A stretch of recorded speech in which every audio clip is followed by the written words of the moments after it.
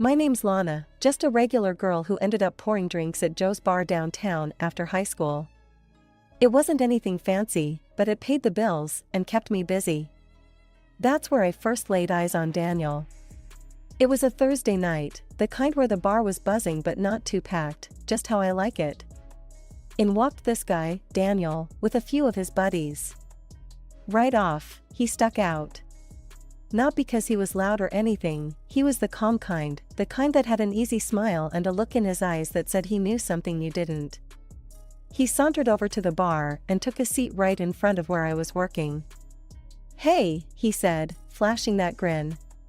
"What's good here, besides the view?" I shot him a look. "Beer's cold, if that's what you mean," I replied, not letting on that I caught his cheeky compliment. His laugh was genuine, and it made me smile despite myself. "I'll take one then, and whatever you recommend for yourself. Let's make it two," he added. Pouring the drinks, I couldn't help but notice the way he watched me, not in a creepy way, but like he was actually interested in what I was doing. "So, you come here often?" I joked as I handed him the beers. "First time, actually. My friend said this place has the best service in town." "Guess they were right," Daniel said, his eyes not leaving mine. We chatted more than I usually did with customers. He told me about his college days, all fancy and full of big words I didn't bother to remember.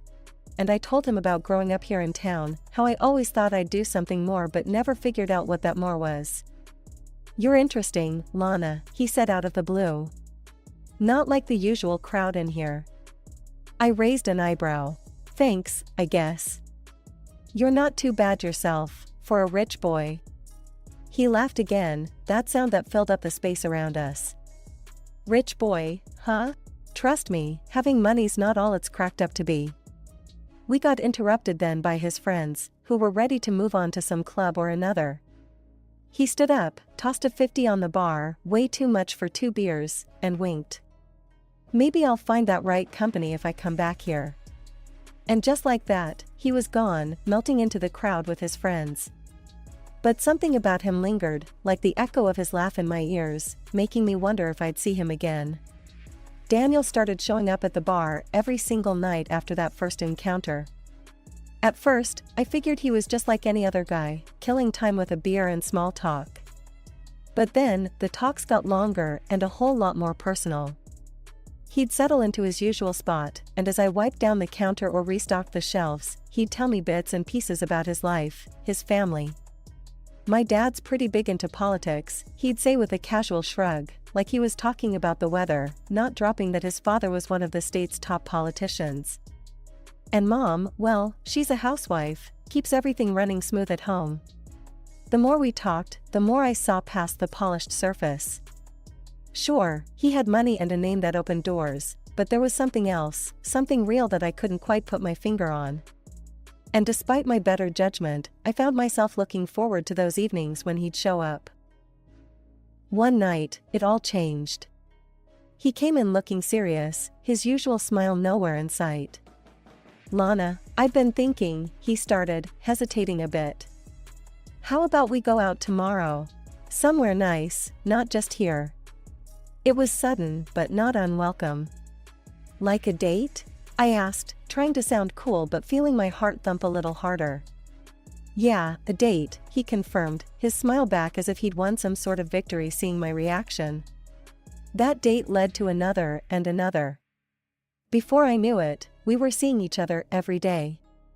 Daniel talked about his life, and I shared mine. He'd laugh off the differences, saying, "Wealth's my only drawback, you know." But it wasn't just his wealth. Daniel loved the high life, parties, late nights, the kind of leisure I could hardly imagine. He brushed off my concerns with a wave. "Things will change, Lana. You'll see." Then came the night he wanted me to meet his parents. I was a bundle of nerves. We drove up to their mansion, the kind of place you see in movies, with sprawling gardens and more rooms than you'd know what to do with. His mother, Mrs. Patricia Gilmore, was as chilly as the marble floors, sizing me up like I was something she'd found stuck to her shoe. "A waitress," she said, her voice dripping with disdain. Really, Daniel, you expect her to fit into our world? His father, Gerald Gilmore, however, beamed at me as if I was the first honest thing he'd seen in years. Lana, dear, it's refreshing to see someone from real life. You're just what we need. A bridge to the common man, right before the elections. I didn't know whether to be flattered or offended. The dinner was tense, Mrs. Gilmore sniping comments under her breath, Mr. Gilmore countering with grand declarations about my refreshing simplicity. At one point, Mrs. Gilmore had enough, standing up so fast her chair almost toppled over. I will not stand for this, she hissed, storming out of the room. Mr. Gilmore just winked at me across the table. Don't you worry, Lana. Everything will be just fine. That wink was supposed to reassure me, but it felt like I was being swept into a game I didn't know how to play. Weeks later, Daniel got down on one knee, right there in the bar where we first met, with the same cheeky grin he had that first night. Marry me, Lana, and let's show them all how it's done, he said. And I, lost in the moment and in him, said yes. The wedding was anything but the quiet affair I'd hoped for. From the moment Daniel popped the question, his father took over the whole show. He insisted on a grand ceremony, one that would be talked about far and wide. It'll be perfect for the campaign, he'd say with a sly grin, every time I brought up keeping things small. So, there I was, standing in a dress fancier than anything I'd ever owned, with cameras flashing in my face as I tried to keep my smile from faltering. The reporters swarmed around us, and Mr. Gilmore relished every moment, playing the gracious father-in-law to perfection. See, folks, this is what real love looks like. Unity across different worlds, he announced to the cameras, slinging his arm around me a little too tightly. I glanced over at my parents, sitting off to the side, their expressions a mix of awe and discomfort. They weren't used to this kind of spectacle, and frankly, neither was I. Mrs. Gilmore, decked out in a dress that probably cost more than my dad's car, pasted on a smile that didn't quite reach her eyes. She leaned in during the photo op, whispering through clenched teeth, "Smile, Lana. Today, we're all family." After the spectacle, Daniel and I moved into a luxury apartment, a stark contrast to my modest childhood home. It was a wedding gift from his parents, lavish and sprawling, located in one of the city's most exclusive buildings. Daniel's nights out with his friends became more frequent, and I found myself alone in our expansive living space more often than not. His mother, Mrs. Gilmore, took it upon herself to drop by unannounced, always with a critique ready at her lips. One such afternoon, she found me trying to straighten up the mess from one of Daniel's late-night gatherings. She surveyed the room with a disdainful eye before fixing her gaze on me. "Lana, this isn't some roadside diner. You need to keep a better eye on Daniel. Look at him, he's out all the time, drinking, and it's your job to rein him in." I bristled at her words, my hands clenching the dishcloth tighter. "And what exactly do you suggest I do, Mrs. Gilmore? Chain him to a chair?" Her lips thinned into a line. "Don't be smart, Lana. You need to take control. Otherwise, you're just as much to blame." The air was tense between us, the only sounds the soft tick of the expensive clock on the wall and the distant hum of city life outside the windows. That night, when Daniel came home, I tried to talk to him about it. "Your mom thinks I'm not doing enough to keep you in line," I said, trying to keep my voice even. Daniel's reaction was immediate and heated. "You gonna listen to her? Let's not let her get between us, okay? I love you, Lana. We'll figure this out together." But as the weeks rolled on, nothing changed. Daniel's assurances felt more and more hollow, and I found myself questioning whether love was enough to bridge the chasm that seemed to be widening between us. Living the high life wasn't all it was cracked up to be, not by a long shot. I found myself constantly tidying our massive apartment, cooking meals that often went cold before Daniel got home, and hustling laundry to and from the cleaners, all while holding down my shifts at Joe's bar. Meanwhile, Daniel, with no job on his horizon, seemed content to blow through his hefty allowance on nights out with his friends.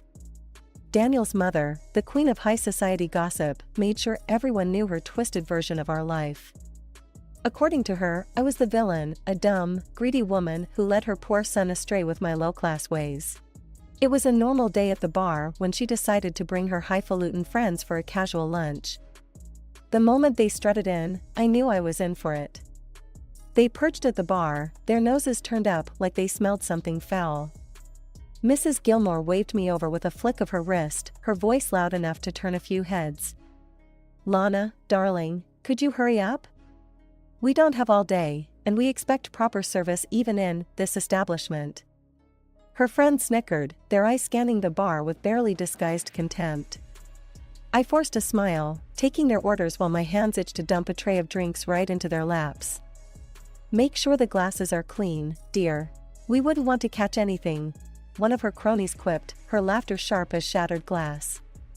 "Yes, ma'am," I replied, my tone syrupy sweet. I delivered their drinks and food with a smile plastered on, though inside I felt anything but cheerful. As I passed by with another order, Mrs. Gilmore grabbed my arm, her grip tight. "You know, Lana, it's a shame you don't use your husband's money to better yourself. Maybe some classes in etiquette? Or a seminar on how to be a supportive wife?" I pulled away gently, keeping my voice steady. "I appreciate the advice, Mrs. Gilmore. I'll give it all the consideration it deserves." The bar couldn't close fast enough that day. Each comment, each condescending look from that table, added weight to the growing dread that this was my life now, scrutinized and scorned, no matter how hard I tried. Back at our apartment, the silence was a stark contrast to the chaos at the bar. Daniel was out again, the note on the fridge a weak apology for missing dinner. I was left alone with my thoughts, which were as cluttered as the untouched plates on our dining table. Meanwhile, I started paying the bills from my own tips, because Daniel's idea of budgeting was seeing how quickly he could spend his money each month. Groceries, utilities, even the damn cable bill, I covered them all. His promises to get his act together and find a job were as empty as our conversations. The election season was in full swing, and Mr. Gilmore was more eager than ever to parade me around at every possible public event. He'd introduce me with great fanfare, always emphasizing how his son had married a simple girl from the people. At rallies, dinners, and interviews, I wore my smile like a mask, nodding and playing the part of the approachable daughter-in-law.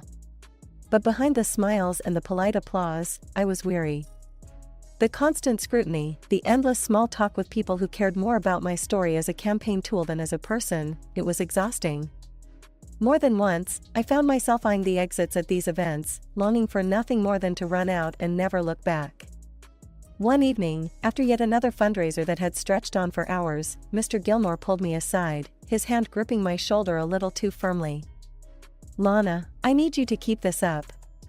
You know, your cooperation is crucial. Remember, your lifestyle, this apartment, it's all thanks to our support." I nodded, the thread in his tone clear as glass. "Of course, Mr. Gilmore. I understand." It wasn't just the campaign that was putting pressure on me. Things at home were no better. Daniel's behavior had escalated from neglect to outright destructiveness. He'd come home late, if he came home at all, often drunk and sometimes barely able to stand. Then came the night that changed everything. Daniel stumbled through the door well past midnight, his face ashen, eyes wild with panic. He collapsed onto the sofa, his hands shaking.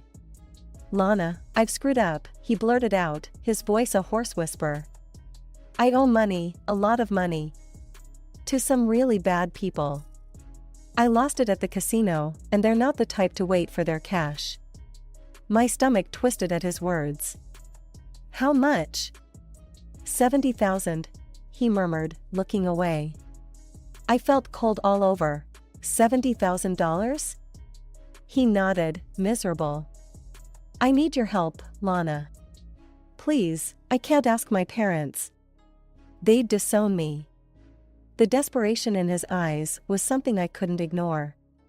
He grabbed my hands, his grip tight. "I swear, Lana, if you help me with this, I'll change. I know I've been a terrible husband, but I'll do anything to make this right. Please." Something in me broke then. Despite the anger and the disappointment, I couldn't let him face this alone. Okay, Daniel. I'll help you. But this is it. You have to turn things around.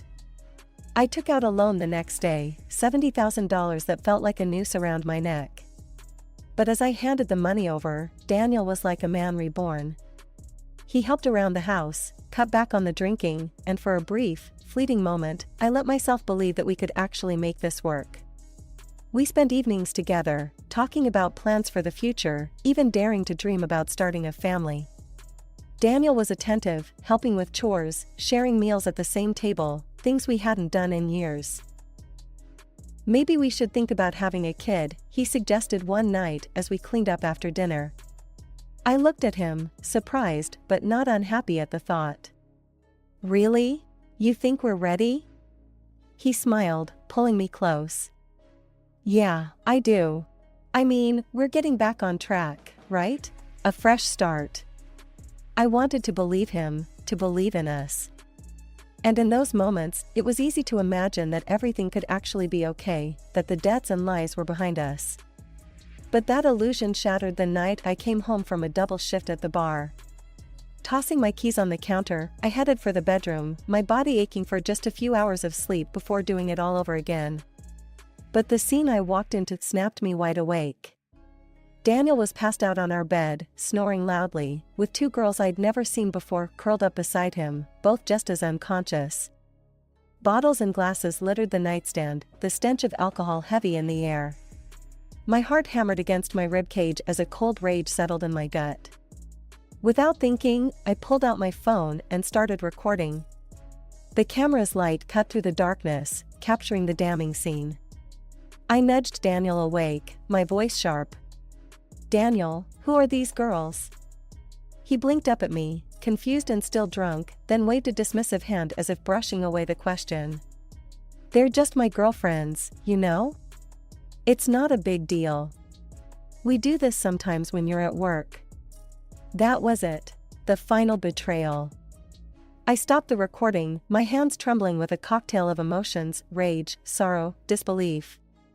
I stepped out of the room, dialed Mr. Gilmore, and waited for him to pick up. Lana? What's wrong? His voice was cautious, alert. Mr. Gilmore, I'm done. I just caught Daniel in our bed with two other women. I've recorded everything, and I want a divorce, I said, each word measured, heavy with finality. He was at the apartment within the hour, his face a mask of controlled fury as he glanced at the still unconscious figures in my bed. Daniel had woken up by then, looking sheepish and scared as his father berated him in hushed, vicious tones. You idiot! Look what you've done! Turning to me, Mr. Gilmore's tone softened. Lana, I'll handle this. Let's keep it quiet, for everyone's sake. What do you need? $500,000, the apartment sold and the money transferred to me, and the loan I took out for him cleared, I stated, each demand non-negotiable. Mr. Gilmore nodded slowly, calculating. Done. But you must agree to keep this quiet. Move away, start fresh somewhere else. Can you do that? Yes, I said simply. There was nothing left for me here, no reason to stay. And Lana, don't tell his mother. She'd make a scene, and we can't afford that now, not with the elections. The divorce papers came through quietly. I signed them in the dim light of dawn, alone. Mr. Gilmore kept his word. The money was in my account within days, the loan was paid off, and I was free from Daniel and his destructive whims. Settling into my new life in another city felt like breathing fresh air after being submerged underwater for too long. The day I moved into my new apartment in a peaceful neighborhood, I knew I had made the right decision. It was smaller than the luxurious prison I'd left behind, but it was all mine. The first thing I did after unpacking was block every number associated with my old life. Every ring was a potential drag back into that mess, and I wasn't about to let that happen. Then, I went out and bought myself a car. Nothing too fancy, but sleek and new, something just for me. A few days later, I landed a job as an administrator at a local restaurant. It was a step up from waitressing, with regular hours and no late nights. The owner, a wiry woman named Carla, with a sharp tongue and a no-nonsense attitude, took me under her wing. "You new to town?" Carla asked on my first day, eyeing me with a mixture of curiosity and caution. "Yeah, just moved in," I replied, keeping my past tucked away like the folded boxes in my closet. Carla nodded, as if approving my concise answer. "Well, here's your desk, and here are your responsibilities. You keep things running smooth, and we'll get along just fine." "I appreciate it, Carla. I won't let you down," I promised, eager to prove my worth in this new role. The job was busy, filled with the usual chaos of restaurant life, but I thrived on the structure it brought to my days. I was making my own money, controlling my own fate. It felt good, honest and real. Encouraged by Carla's blunt but fair management style, I decided to enroll in the local college. I wanted more than just to escape my past, I wanted to build something lasting. Night classes in business management seemed like the right path, and stepping into the classroom, I felt a surge of pride. I was doing this for me, no one else. One evening, as I was locking up the restaurant, Carla stopped by my desk. "Heard you're hitting the books at night. That's good. Keep that brain working." I smiled, grateful for her recognition. "Trying to. Figured it's never too late to start fresh, right?" "Damn right," Carla said with a nod. "You ever need help, you let me know. I know a thing or two about keeping a business above water." Life settled into a comfortable rhythm. Work, study, and the quiet solitude of my apartment. I relished the normalcy, the mundane moments that I used to take for granted. It was during one of these quiet nights, sitting on my balcony with a cup of tea, that I realized just how much I had changed. The city lights sparkled in the distance, each one a reminder of where I'd been and where I was heading. 2 years had slipped by since I cut all ties with my old life and started anew. I was sitting in my living room, cozy and warm, a book forgotten on my lap, when my phone rang. The number was unfamiliar, and hesitating for a split second, I answered. "Lana, this is Patricia Gilmore." The voice came through, high-pitched and frantic. "Daniel is in trouble because of your negligence." I was taken aback. "Mrs. Gilmore, slow down. What are you talking about? What trouble?" She was nearly breathless with agitation. "An unknown friend of Daniel called me. He said Daniel got into a fight with a policeman in a bar. I had to transfer money to keep him out of jail. I took it from our savings, and Gerald doesn't know yet." "Why weren't you there for him?" "Mrs. Gilmore, listen to me very carefully," I said, my voice calm and clear. "Daniel and I have been divorced for 2 years. I haven't seen or spoken to him since." There was a pause, and then, "Divorced? What are you talking about? Why didn't anyone tell me?" "You didn't know because it was meant to be kept quiet for the family's sake, for the election and all. I'm sorry you were left out, but I am no longer part of Daniel's life or your family." "And what happened to the policeman and Daniel?" Her voice cracked, and I could hear the confusion and fear seeping through. Laughing softly, I tried to find some humor in the absurdity of the situation. "Mrs. Gilmore, you've been scammed. There's no doubt about it. These scammers probably made up the whole story about the policeman just to trick you out of your money." There was a pause on the line as the realization sank in. Her voice quivered, fear replacing the anger from moments before. "Scammed? Oh no, what have I done?" Her tone was frantic, the weight of her mistake crashing down. "Can't you just lend me some money to put back before Gerald finds out?" "Please, Lana." "Mrs. Gilmore, I can't. It's not my place anymore. I've moved on. You need to handle this with your family," I replied, firm yet not unkind. Her crying intensified, then turned to anger. "You could help, but you choose not to. You're just as selfish as everyone said." I sighed, a deep, weary release. "I'm sorry you feel that way. I truly hope you sort this out, but I must go now." I hung up before she could reply, her sobs echoing in my ear even after the line went dead. Looking around my peaceful apartment, the stark contrast between my current life and the chaos of the past made me shudder. I picked up my phone again, this time navigating through the settings to block yet another number. As I set the phone down, a sense of finality washed over me. I was truly free now, no longer entangled in the web of deception and greed that had once defined my life.